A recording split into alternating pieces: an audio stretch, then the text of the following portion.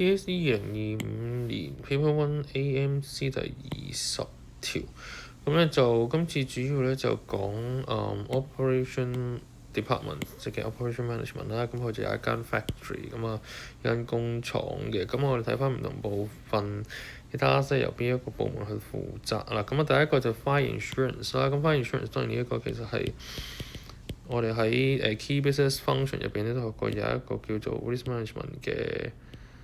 部門啦，唔止一個嘅功能啦。咁第二個就 Source Fund 當然咧其實應該就係 Finance 啦。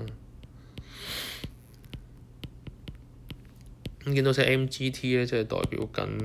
management 咁解啊。OK， 好啦，咁然之後咧就佢話 develop 一個嘅 network system， 咁啊 network system 當然就係 information department 啦，即係 information management 啦。咁去到最後啦，咁就有一個係講關於 production capacity， 就係預計翻間廠咧究竟佢嗰個嘅生產量咧，咁呢個當然咧就係同operation 有關，咁所以最後呢個答案咧應該就會係 D。